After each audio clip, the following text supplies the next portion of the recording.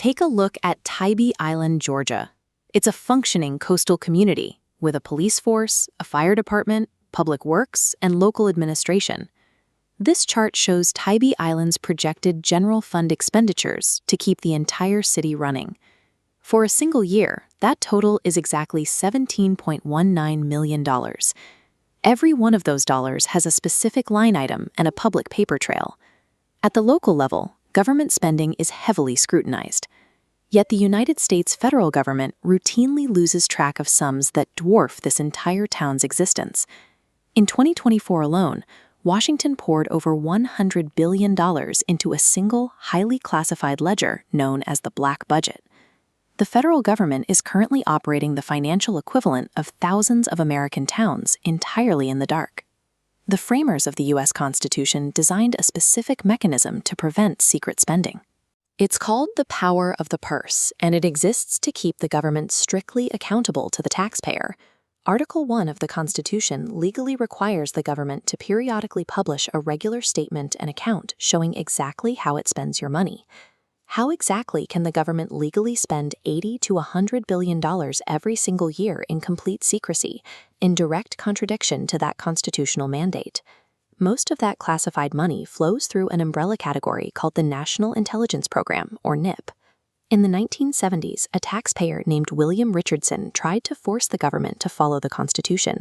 He sued to demand a public audit of the CIA's books. The case made it all the way to the Supreme Court. The court ruled against him. They decided that a private citizen has no particularized legal standing to demand these records. That ruling created a permanent legal black hole for taxpayer money. To find the origin of this fiscal loophole, we have to go back to 1947, when President Harry Truman signed the National Security Act. That act created the Central Intelligence Agency, the first peacetime intelligence agency in U.S. history. To keep its operations quiet, lawmakers laid the groundwork for a system of flexible, hidden funding across the military and intelligence sectors. 2 years later, the 1949 CIA Act removed the final obstacles to total secrecy. This legislation severed the money trail entirely. The 1949 law explicitly gave the CIA the authority to spend taxpayer funds without regard to the provisions of law that govern normal federal money and regular audits. This framework placed the intelligence community beyond the reach of auditors, granting them a blank check signed by the American public. Today, the government publishes the total aggregate amount of the Black Budget, but they refuse to disclose how a single dollar of it is actually spent. We only have one unredacted, detailed historical snapshot of this shadow ledger, and it comes from the documents leaked by Edward Snowden in 2013. This chart shows exactly how the $52.6 billion National Intelligence Program budget was divided that year. The CIA took the largest slice, with $14.7 billion. The National Security Agency followed with $10.8 billion, and the National Reconnaissance Office received $10.3 billion. If we look closely at the CIA's portion, we can see exactly what that money funds. Out of their $14.7 billion, the agency spent $2.6 billion exclusively on covert operations. This cash buys physical infrastructure.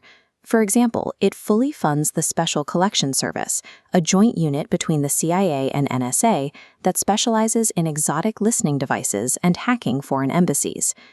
The Snowden leak exposes the physical scale of the Black Budget, a vast, unaccountable network of global surveillance. 70% intelligence budget bypasses government agencies entirely, flowing directly to private defense contractors. These corporate partnerships are legally protected from public scrutiny. Under Executive Order 12333, signed by Ronald Reagan in 1981, the government can hide its use of private companies for classified projects, and the Director of National Intelligence can even exempt these contractors from standard SEC reporting. Public tax dollars are being used to guarantee private corporate profits entirely outside the view of market regulators, investors, or the citizens footing the bill. To ensure this system operates without friction, the Government Accountability Office, the supreme audit institution of the federal government, is strictly banned from evaluating intelligence activities. With zero oversight, the defense industry continues to consolidate and grow. This chart shows the estimated historical trajectory of U.S. intelligence funding. We're spending significantly more on secret intelligence today than the United States did at the absolute peak of the Cold War. Through decades of legal loopholes and executive orders, the system has perfected its own survival. Today, the American taxpayer bankrolls an $80 billion shadow empire they are legally forbidden